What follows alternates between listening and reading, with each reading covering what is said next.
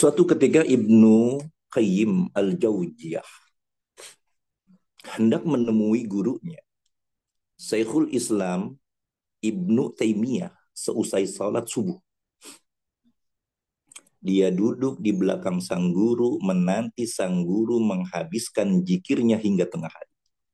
Atau kalau kita tuh dari subuh sampai isrok. Mungkin kan ada yang isroknya dulu tuh duhanya jam 9. Ya jam segini. Tapi kita kan isroknya itu, ya isroknya ada yang jam setengah 6. Bahkan yang afdol itu jam 6 lah gitu. Yang afdolnya ya kita di awal waktu. Ibnu Taimiyah itu selesai berzikir, menengok kepada muridnya dan berkata, inilah sarapan pagiku. Kalau aku tidak sarapan, kekuatanku akan hilang. Nah sekarang nih semua yang ada di sini, manakib ini udah pada sarapan belum dalam ibadah? Isroknya, istiajahnya, di luar daripada sholat wajib kita subuh. Istikharahnya, setiap hari, isti'anahnya. Kita diajarkan dengan sunnah-sunnah. Mungkin kalau kita simpulkan kegiatan-kegiatan kita di dunia ini, kesibukan-kesibukan kita di dunia ini katanya kan banyak. Saya bekerja pun ibadah. Iya kan? Tapi nggak sholat. Sholat 5 waktunya ditinggalkan. Bohong. Demi Allah bohong. Banyak kan di jalan-jalan, wah, saya bekerja ini adalah ibadah. Tapi nggak sholat. Nggak jikir. Gitu kan?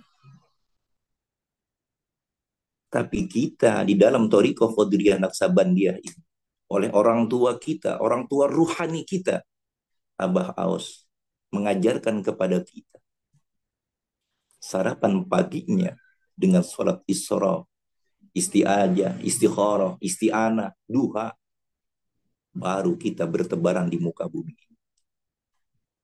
Fantasiru fil ard. Mencari keutamaan dari Allah. Itu baru kita ibadahnya, baru kerjanya ibadah, mencari dunianya ibadah. Oh saya harus berangkat jam 6. Loh kan kita setengah 6 atau jam 5:40 kita udah sholat isra. Gitu kan. Sholat isra. Main cepet aja tadi kayak petugas manakib yang mankobah kan gitu. Iya kan.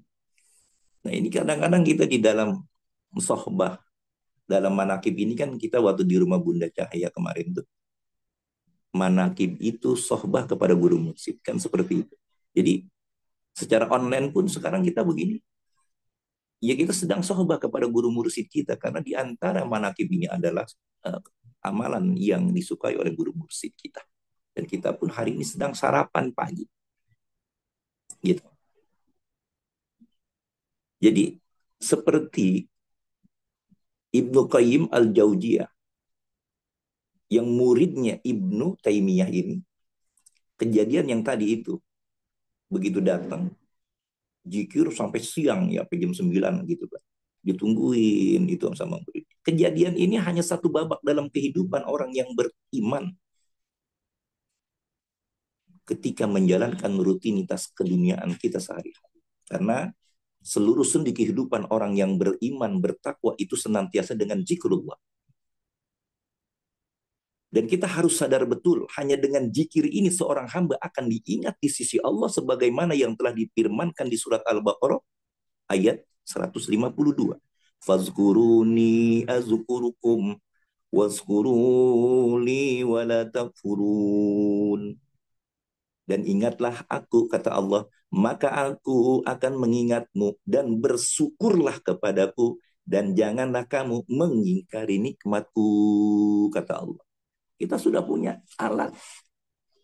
Setelah sholat, zikir kita yang afdol aja udah. Abdul Jikri fa'lam anahu la ilaha illallah, sambil hati kita khafi, zohir batin kita selalu mengingat Allah, la ilaha illallah, la ilaha illallah, la ilaha illallah. Hati kita khafi, semuanya kita khafi. Sekarang kita sedang berkhauf. Jangan sampai ada satupun yang ghaflah hati kita. Selalu ingat kepada Allah Subhanahu wa Ta'ala. Suatu ketika ada yang bertanya, bagaimana caranya menghadapi kehidupan kita dewasa ini yang telah dikepung dengan berbagai bentuk kemaksiatan, kepalsuan, kegenitan dunia yang siap menerkam diri kita, keluarga maupun anak cucu kita. Persaingan yang begitu ketat. Sudah tidak lagi menghiraukan halal haram, korupsi triliunan. Sekarang diberantas oleh Bapak Prabowo. Biarin tuh yang korupsi. Yang tadinya hartanya banyak, nggak tahunya boleh korupsi. Nauzubillah. Iya kan? Jadi persaingan di dunia ini yang begitu ketat dalam mencari rezeki di dunia ini tidak lagi mengindahkan halal haram. Acap kali membawa seseorang anak manusia nggak ada lagi tuh mengindahkan rambu-rambu syariat sehingga korupsi itu berubah status menjadi halal. Iya kan? Bersedekah dari duit korupsi. Pernah nggak waktu pas lagi kemarin itu ada yang memberikan 100 mobil waktu pada saat pemilihan presiden. Kenapa Abah nggak mau? Gitu ya. Ibaratnya Abah mengambil sini, saya yang mengelola. Wallahu a'lam bishawab. Jadi ya aneh gitu loh, ada yang aneh. Korupsi menjadi halal gitu, dihalalkan gitu kan. Ya nggak bisa. Untuk mencapai status sosial di masyarakat yang serba materialistis ini, manusia yang modern kita, seperti kita, nggak segan-segan nih. Banyak saudara kita yang membeli stres. Kenapa? Keluar pagi macet-macetan. Benar nggak? Pulang malam, subuh, udah berangkat kerja, nggak sholat dia. Siang, sibuk. Asar di perjalanan, maghrib masih di perjalanan. Isya kecapean tidur nggak? Itu ada nyanyiannya kan?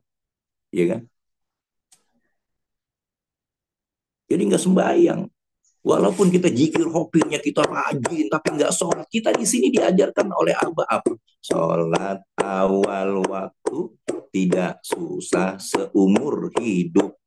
Sholat awal waktu tidak susah seumur hidup. Nah kita ini sedang berjuang, kita ini sedang diperjalankan, sedang belajar kepada guru mursyid kita secara ruhani. Kadang-kadang pengen ketemu Abah, pengen berjumpa dengan Abah. Robitoh. Ya, kan kadang kita juga pengen ke Abah itu perlu ongkos biaya, waktu. Robitoh.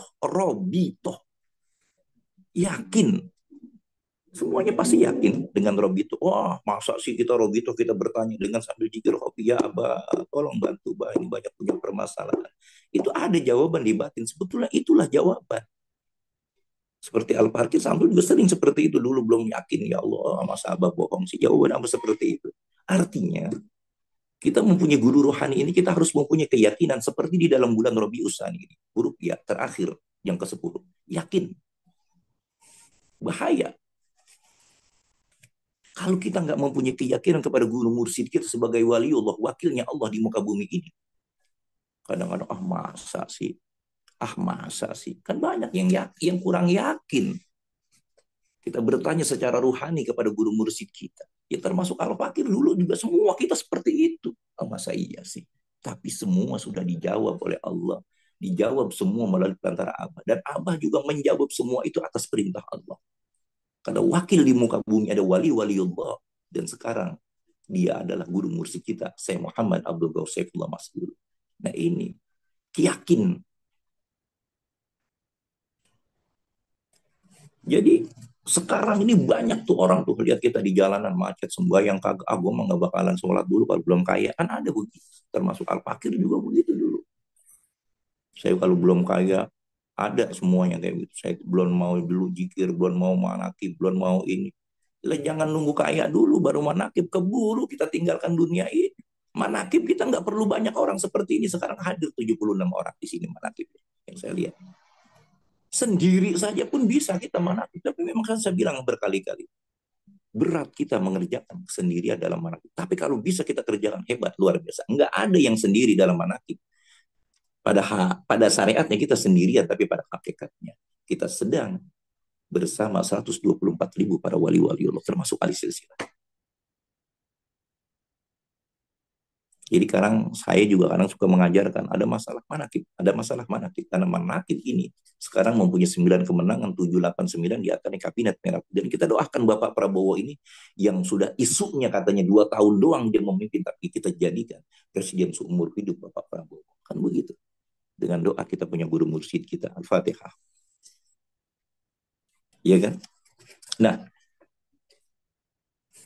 karena semakin beratnya tantangan kita di zaman sekarang, semakin asik kita tenggelam dalam pekerjaan. Ya dia ya, bukan kita. Lupa makan, lupa anak, lupa istri, lupa sholat, dan pada akhirnya lupa akan Tuhannya. Nauzubillah. Maka nggak heran jika mereka itu terlihat sebagai budak nafsu dan birahinya di dunia ini. Ujung-ujungnya akan terjerumus pada keputusan dan frustasi. Apalagi jika dia tertimpa musibah, malapetaka. Makanya dokter jiwa sepakat bahwa gejala stres itu diakibatkan adanya ketidakseimbangan dalam jiwa ketika mengalami tekanan yang begitu hebat. Tapi kita sudah punya obatnya, zikir hofi kita. Ini obat kita, zikir hofi kita. Terus baca. Dan salah satu pengobatan yang dikembangkan oleh dokter jiwa dalam menangani pasien stres, ya. Ini kalau di Suryalaya kan ada inabah, dan kita juga ada inabah tuh. Orang udah kebangetan stres, udah, iya kan? Tidak pernah menyerahkan seluruhnya masalahnya kepada Allah. Dengan zikir kita la ilaha illallah, la ilaha illallah, kita sedang menyerahkan urusan-urusan kita kepada Allah. Begitu kita zikir la ilaha illallah, nggak ada lagi di dunia ini. Di dalam hati kita, semuanya ini adalah atas kehendak Allah. Semakin banyak kita berzikir, kenapa saya semakin susah? Dibersihin diri kita, jiwa kita. Cerita dari Al-Fakir kemarin pulang manakib, mata saya kelilipan sebelah kiri sampai bengkak sampai di rumah. Saya tawajuh kepada Abah, ini kenapa ya ini? Ya Allah, iya. Ternyata mata saya ini kita kadang-kadang mungkin di handphone lewat ada berita-berita, ada gambar-gambar yang tidak memungkinkan. Habis kirinya sembuh, sekarang kanan nih saya nih. Sebelah kanan bengkak lagi. Ya udah lagi dibersihkan mata, udah jangan mermaksiat lagi. Jangan melihat sesuatu yang tidak baik lagi, yang menjadikan kita lupa kepada Allah. Dikir hobinya kita ini terus lupa ingetin yang paling bahaya. Kita ini murid Abbas, ini dikir hobi kita kalau udah lupa nih, ini yang paling bahaya. Makanya terus kita hajar dengan dikir hobi kita, bersihkan hati kita tuh, biar jangan jadi budak-budak nafsu, ya kan, yang mereka lupa pada Allah, stres gitu kan. Jadi dokter ini ada yang baru macam-macam. Ilmu modern telah menetapkan bahwa kesuksesan hidup di dunia merupakan buah dari ketenangan jiwa. Nih zikir hofi kita, biar tenang jiwa kita. Walaupun di sisi lain banyak kasus membuktikan bahwa banyak orang yang sakit tidak mampu disembuhkan oleh ilmu kedokteran. Jadi sakit yang tidak mampu disembuhkan oleh kedokteran. Ketika mereka berserah diri dengan kelakuan seperti melakukan sholat, zikir, ya kan? Jadi murid Abah teriak kencang, la ilaha illallah, la ilaha illallah. Ini sedang terapi. Banyak bahkan orang yang berterapi, dia teriak di tengah, di pinggir lautan, dia teriak sekuat-kuatnya, di gunung. Teriak selalu kuat-kuat. Kita berzikir dengan kalimat la ilaha illallah secara bersamaan. Kita keluarkan suara kita dengan yang suara yang sautun kawiyun, suara yang keras. Itu lebih baik zohir dan batin. Bahkan ada terapi itu ada yang sambil berhadapan ketawa. Dia ketawa, kita ketawa-ketawa. Jadi ketawa, ada kan itu terapi seperti itu. Sampai seperti itu pengobatan. Agar kita senang hati kita. Makanya zikir la ilaha illallah, kata Abah, banyak permasalahan hidup di dunia ini. Jangan kalah kita sama bantal. Punya masalah pusing tidur. Punya masalah pusing tidur. Jangan zikir la ilaha illallah. Perbanyak itu. Jadi inabah pasien-pasien yang mereka stres di inabah sana itu. Banyak tinggi angan-angannya. Makanya kata Rasulullah nanti akhir zaman sekarang ini adalah penyakit umatku kata Rasulullah. Hubbud dunya wa karahiyatul maut. Cinta sama dunia, takut sama mati. Panjang angan-angannya. Wow, saya ingin nanti kalau mau nakib nunggu dulu saya jadi orang kaya. Ya, keburu mati. Keburu kita meninggalkan dunia, maksudnya bukan mati. Kita meruh, kita nggak akan ada matinya. Kita dicetak untuk menjadi orang yang sahih, hidup selamanya. Berani hidup. Di dalam surat Al-Baqarah ayat 45, ya, makanya di situ wasta'inu bisabri wassalah, wasta'inu bisabri wassalah wa innaha lakabiratun illa 'alal khasiin. Mintalah pertolongan kepada Allah dengan sabar dan sholat. Sesungguhnya yang demikian itu sungguh berat kecuali bagi orang-orang yang khusyuk. Makanya kita kalau lagi sholat, terkadang kunci yang kita cari bisa jadi ketemu. Ya kan, Allahu Akbar, kan kita punya alat ini. Batin kita jangan lupa, kita lagi sholat jangan pikiran kemana-mana. Hofi kita ini alat khusyuk, sedang mendengarkan berbicara seperti ini, hofi kita berjalan terus selama detak jantung kita ini yang bisa menghidupkan hati kita, yang bisa menenangkan hati kita. Tentu yang bersanad dari guru kita, menyambung kepada guru kita, ahli silsilah, guru ruhani kita, pada guru kita sampailah kepada Allah. Nggak bakalan kita sampai kepada Allah. Jiwa kita ini banyak kotoran-kotoran, royin, penyakit hati. Yang kita sampai kepada Allah itu, ya Allah, kalau nggak disusahin dulu, dihancurkan dulu kehidupan kita, kesusahan ekonomi kita, baru ingat sama Allah, ya Allah, saya banyak dosa, baru mau sholat. Jadi sholatnya karena susah. Begitu udah kaya, nggak mau sholat lagi. Banyak seperti itu. Ada orang yang diuji dengan nggak punya, dia rajin sholatnya, begitu dia punya, dia nggak rajin. Begitupun sebaliknya, ada dia lagi punya, dia lagi kaya, dia rajin sholatnya, begitu miskin, dia nggak mau sholat. Ada yang kayak begitu. Jadi meminta pertolongan kita dengan sabar. Jadi sabar, sabar, sabar. Sabar ini adalah akhlak yang paling termulia, yang tertinggi. Ya, dikit lagi, 2 menit lagi. Jadi pada hakikatnya tujuannya kita yaitu bertakwa kepada Allah, mengerjakan perintah Allah, menjauhkan segala larangan. Udah kita sami'na wa ata'na. Sami'na wa ata'na. Kita cuma diajarin kecil. Ya kan, pakai pakaian ya merah putih, tongkat. Begitu aja, itu kan ujian sama kita. Coba kalau seandainya kita deket sama guru mursid, ya kan, nggak boleh ngerokok misalkan dulu, nggak boleh ngerokok. Ini kan diajarin hal yang sepele sebetulnya. Kalau nggak cinta kita kepada Abah Aus, kita nggak cinta kepada guru kita, nggak cinta kita kepada Allah dan Rasulnya, susah kita mengerjakan perintah-perintahnya, susah.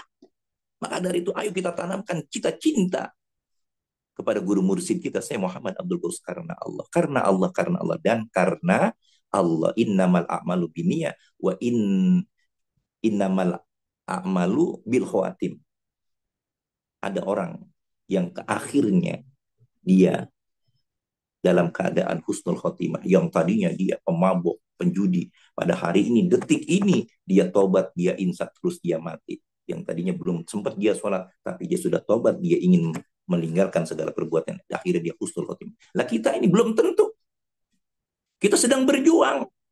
Bagaimana nanti kematian kita? Apakah kita dalam keadaan husnul khotimah apa su'ul khotimah? Yang kita harapkan hanya husnul khotimah.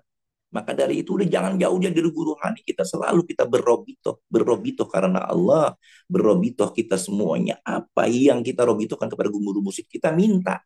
Karena guru mursyid yang hidup ini seperti orang tua kita, bahkan lebih daripada orang tua kita. Kita minta motor, kita minta duit kepada orang tua kita secara zohir. Pak, minta motor, Pak. Saya beliin motor dong, Pak. Pak, saya beliin mobil dong. Pak, saya beliin ini dong. Begitupun guru mursyid kita, Abah Aus.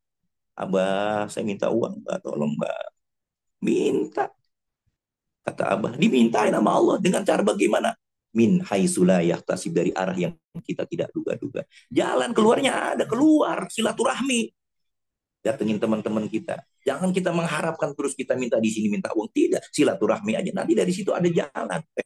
Itu bersihin tuh rumput, kita bersihin rumput disuruh sama teman kita. Akhirnya kita dapat uang 100.000. Jangan gengsi. Kadang kan kebanyakan orang gengsi dalam kehidupan ini. Dan cukup lebih daripada 20 menit kita tunjukkan bahwa kita murid Abah Aos, artinya kita perbaiki akhlak kita, hablum minan nasnya. Ya selalu kita berbaik sangka kepada Allah, kepada guru mursyid kita, dan kepada orang-orang yang ada di sekitar kita.